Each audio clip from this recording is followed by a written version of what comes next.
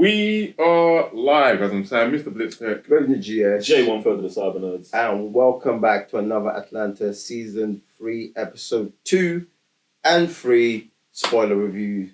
And with that said, by all means, subscribe if you haven't done so. Head over to our Discord where all the communication for this will be happening. And if you want to watch the full reaction, head over to patreon.com/the Cyber Nerds. Now, gents, we're back on Atlanta. What are you man saying?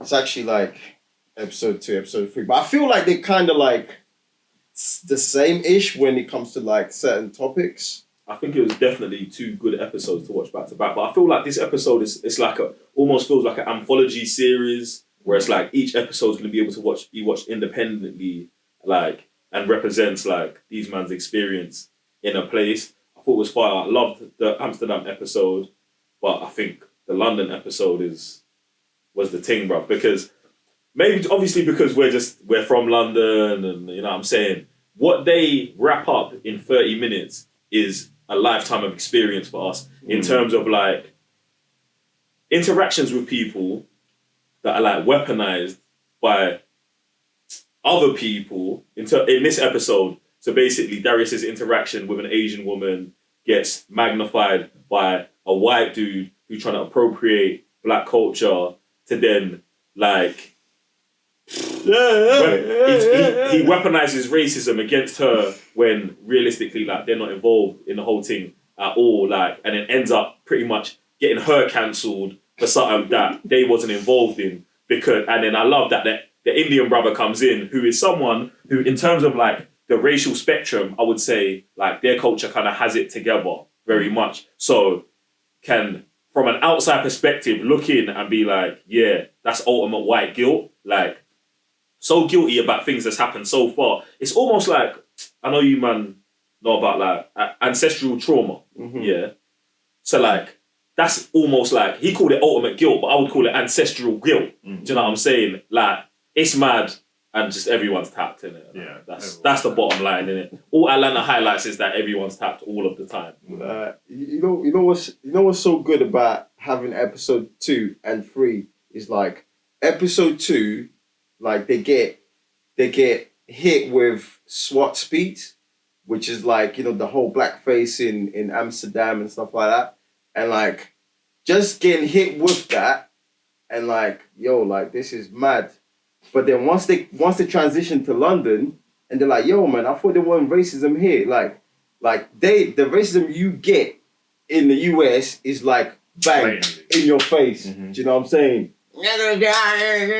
Like over here, like it's so much subtle, but I feel like it's a lot more dangerous because like over there, you already know what my man is on. He's telling you to your face. Over here is like mad systematic, like, and the way they just brush it under the rug and stuff like that. Like even the whole guilt stuff. Like, bruv, why are you over there crying, fam?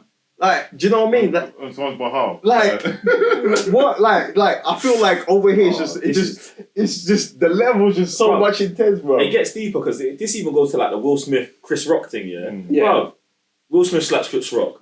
Why is the crowd talking about I'm traumatized? Shut your mouth, bro. Was you slapped? Shut your, like, you have no right to be traumatized, fam. Bro, you was not involved in anything. It's funny because the 2 brothers who are involved both say they have PTSD. Like, bro, they're the one that are suffering. And then you're outside saying, I'm not. Like, it's not about you. But it's always about them, man. Like, because racism starts with them, man. Bro, it's mad as well because then obviously, like, when man's following the whole thing on Twitter, man sees Daniel Radcliffe, Harry Potter, come out and be like, I'm tired of you man talking about this. And I'm like, come on, Harry! Because Harry understands that, bro, this ain't got nothing to do with me. Man. Yeah, it's got nothing to do with me. So what are you asking me? Yeah, just shut up, bro. It's like asking Ja Rule again. Like, it's like, let's ask Ja Rule. What do you think? It's the same thing. Like, it's mad. It's mad. Just shut your mouth, bro. But, face front, move forward, yeah, bro. Like it's so bad. But this is the beauty of Atlanta, man. Just the way they're able to just entertain, man, while just shelling with the truth. Yeah. Like every episode, bro, and just still make it so entertaining. Like, bro, this is pure writing, bro. I mean, the writing's fantastic. Yeah, the writing's tough, bro. But I also feel like I love the way that like they don't avoid how tapped the main characters are as well. Because that's an important part of it. It's like each of the main characters is different enough to highlight a different tapped behavior in other people, but they're also highlighting their tapped behavior. Another part, because we're at the airport, we're watching it now. I love when Ern goes through the airport, a man's like, "Oh, you got to hold your hands up," and he's like, "I ain't got my belt. His trousers are gonna fall down." I love that everyone else's reaction, no one reacts to his trousers falling down. And because I think it's not about what's happening here, it's more so about there's dumbness happening in the world and everyone's acting like it's normal. Like, bruv, in this scenario, the security guard should say, "It's cool, bro." Or let's at least do one arm at a time. But instead, he's like, "No, I've just got to enforce this dumb rule." Come like, I was just following orders from back day, and everyone else who's there, who knows a madness is happening right here, is acting like, "Oh, I don't see nothing, I don't know what's going on." Blase. Like, bruv, it's mad. And then Ern's there like, "This is some dumb shit, but this is the world." Like that scene, I love all of that, You know bro. what's so good about that? Because the flip side, the coin to that, is that it shows how nudity is just so normal in those countries. Like, because obviously, like, if you look at certain countries, you're like, nudity is something like you shouldn't do. Do you know what I'm saying? Even though we were born naked. Wow, like countries like the Dutch countries, nudity is like something so normal. Like you'll go to like a spa, whatever, and like people just go in naked and no one makes a thing out of it. Do you know what I'm saying? So obviously, like them doing that, like you can imagine already like in some countries watching Atlanta and that scene just being like, that's just, oh my God. Like that's westernized countries, because westernized countries will weaponize sexuality. So if you weaponize sexuality,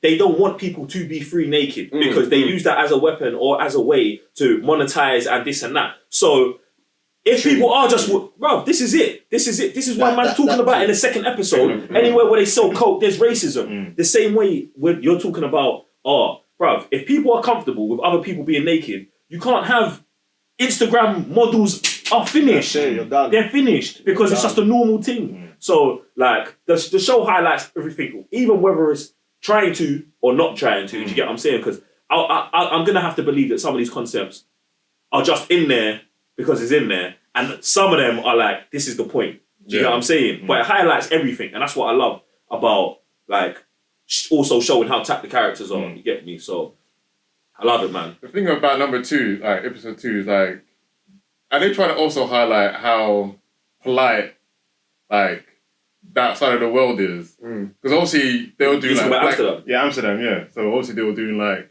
anything they asked for, they would just give it to them. Man asked for 20k, man ain't even bad either. He's like, "Oh, you want your 20k now? Alright, cool." Other like, okay, you say England, that's a 20k, like you're asking for this, asking for that. Mine's going ghost, like. That's it. Bit of complications and stuff. That's a good contrast That's there what I'm as saying. well. Like, yeah. I thought that was a bit, man just asked for 20k. I was like, alright, I'll give it to you. And then even in there was another part. Oh, the prison. Obviously, I know about the prisons. They're a bit lenient, but man's in there on the menu. I'm about to take a nap, this and that. Like, for me, it was a bit mad. But then does it come to the part where obviously the models are on the bed with Paperboy. Oh, yeah, Paperboy. And obviously she says the N-word is a compliment. Yeah. And then obviously near the end of the episode, everyone's got blackface. So to them, obviously I don't think they're trying to insult black people. But black people from somewhere else. That's because it's been there for so long that they don't see it. It's racism. Yeah. Do you know what I mean? Because it's part of their culture. Ern said it when they was getting in the car and he was like, I appreciate the rebrand. Because, like, let's say in Amsterdam, they might have rebranded it as something else. You know what I'm saying? But in other places, they haven't. And that's all I think it is. Do you know what I'm saying? Yeah, it's ingrained in the culture and they're not willing to let it go. But yeah, and this guy, the guy who's the promoter for the party, he's just trying to do anything he can to get Paperboy to exploit Paperboy. Do you know what I'm saying? So he will give the 20 grand and he'll pay for it. He'll do anything. But the second man says, you're not doing what I'm saying, he then goes straight into vengeance, racist mode, and then just beats up the first black person he sees. Like, imagine, in this, like, usually, obviously, the saying is, like, all black people look the same. Yeah? And instead of this, they took it even farther and was like, we can't even tell the difference between a black person and someone with blackface. Like, that's how tapped like the thing is. And that highlights the difference between the old gen, which is like, we'll have the SWAT Pete, that, and then the new gen who's like, well, we can't do it, we can't show it, but we're still that. We're still the same thing as our, parents and stuff like that. And it highlights with this dude. When he doesn't get the money, now you man are all the same. Like, start stumping next man. Like, bruv, it's just so mad. Like, and we've had conversations before where it's like, certain things that's happening in the world, it's only gonna get worse because these, like, the way you can just convey things and disguise it is gonna be so much worse than before. Because before it was like right in your face. Now it's like, we know how to maneuver the back doors and stuff like that. And you're gonna still keep doing the crud that has been happening for centuries, innit? Like, especially against black people. But there's another thing I wanted to touch on the whole euthanasia thing, bro. Because that one's good. That thing was mad, bro. So like, basically, obviously in Amsterdam, they go to the house, they're saying goodbye to ever said dude. Tupac. We never really see, man. But you get me. But I'm on Team Darius. It's Tupac, bro. Get me. And I think, like, I want to know what, like, you guys think and what you man think in terms of, like, was that like a commentary on euthanasia, as in, like, euthanasia is murder? Because they murdered that brother, regardless of whether man was almost gonna die or whatever. Like, do you think it was actually a commentary on that? On, like, because I know there's lots of people who are against euthanasia and there's bare people who are for it. Right. Do you know what I'm saying? And, like, I just thought it was mad. The way they executed it was... that's the commentary on it. That's the thing. It's like, you think you're doing something nice and, like, you're letting someone go, but this is what you're really doing. Like, you are suffocating the last piece of life out of their body. Like, that's mad. Like, that they even put it in there. Do you know what I'm saying? So I think it does depend on how the person goes. Obviously, if you're letting someone go and it's their option, like, I can't move or something. But do you not think he agreed to that? Because he probably did. That's what I'm saying. He probably agreed to that. But the execution behind it, that's messed up. I don't know if he agreed to being suffocated. If he agreed to be put in sleep, and then goes in his sleep and he doesn't even know. But the fact that, like you said, he's agreed to taking his life out of him by suffocation. Like I said, the point is mad because the people who are doing it are doing murder. But if someone says, murder me.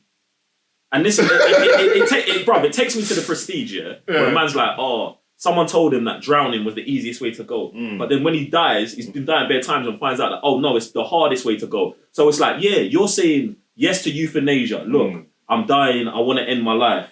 But you're not understanding the actual process of it. Regardless of whether you're dying in your sleep, the last piece of life in your body is getting snuffed out. And that is what I think was the visual representation of the suffocation. That's what I'm saying. I'm like, is this me or is this what you like? Because that's mad, bro. Nah, I just thought it was sick, bro.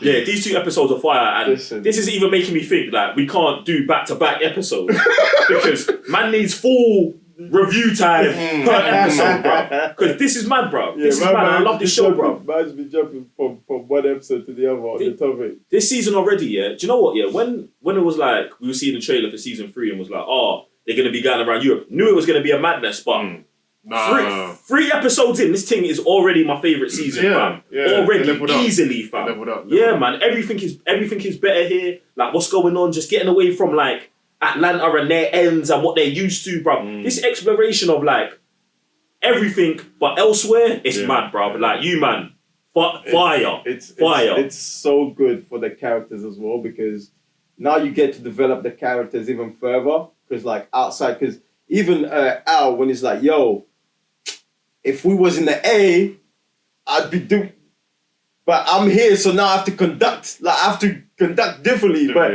even though at the end, like, he's still going, does a madness to the man's tree, but it's just the fact that they are now in the situation, they're put in a situation where it's like, I have to act differently. I might still black, but I'm blacking differently than if I was in the ends, like, you know what I mean? So I feel like that's a good thing for their journey. And also Vanessa as well, what she's going through is mad. Like, the way she's acting, and I just want to see where we're going to end up with her, like how she's going to come out. By the time we're done with Euro, how's Vanessa going to come out? The thing I like about the whole Vanessa situation is I think she's the only character from season 1 and 2 who like, she followed social norms the most.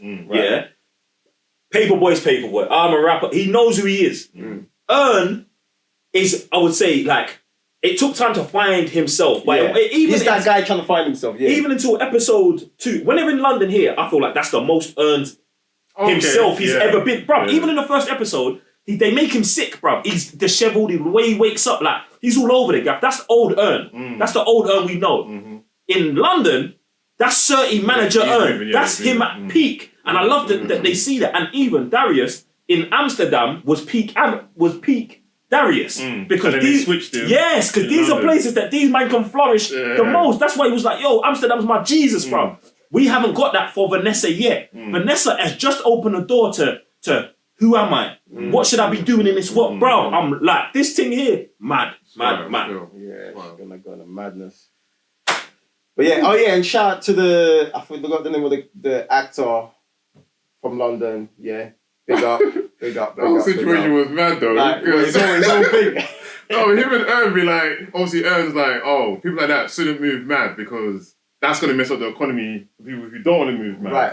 But then he had to side with him because... Man got a good lesson today, you know? Yeah. No, that was a great lesson. He clocked. Yeah, you have to clock the game because if you don't move mad, then you're really going to get any piece of the pie. If anything, just a smaller piece. Nah. You don't think so? It's not that, bruv. It's not that. The you is like, bruv, these man finessed us for years. This is why the ghost is important, bruv. This is why Earn's mind didn't change till he saw the ghost, bruv. And saw the white brothers with the big check. While he's in the background. With the ghost disappearing into the mirror. Whether that's a real ghost or an actual slave or whatever, bruv. All he's saying is, these man had us, now I've got them. Now, what Earn needs to learn, or it depends on your chain of thought. But Earn's like, oh, these man did it to us, he's doing it back to them. Now, I can either out my man and then do it. And when I say properly, in Earn's mind, Earn's thinking of the way they do things. Oh, I can just come in and be like, nah, I'm only supposed to get 80 bags a month or something like that. Instead, he's like, nah, we'll do it like this. Yeah, I'll take this percentage of this overinflated thing that you're doing and milk these man because they've got it and they deserve it. Like, bruv, if you want to steal man's culture, bruv, I'm going to steal your money, bruv. And it's not even steal, bruv. And the guy in the skates understands it's a fair exchange. This is a fair exchange here. Even though the white guy's looking like, oh, am I getting taken advantage of? You know he knows he's getting taken advantage of. And he's seeking out someone to tell him on the other side that he's doing wrong. But then Earn's eyes increasing and he's like, nah, this is okay. Get me? But then this is also why it goes to shit. And Paperboy has to be Paperboy and destroy all of it, as he does. Do you know what I'm saying? Love it, bro. Ladies and gents. Love gems, man. Love gems. It's been the madness. We shall see you in the next episode. We're back. So get ready. Make sure you've got the notification bell on. Head over to Patreon, to Discord. It's a madness. And on that note, I'm Raven your GS. Sam, Mr. Blitztech. J1 Further the Cyber Nerds. And we shall see you next time. Peace.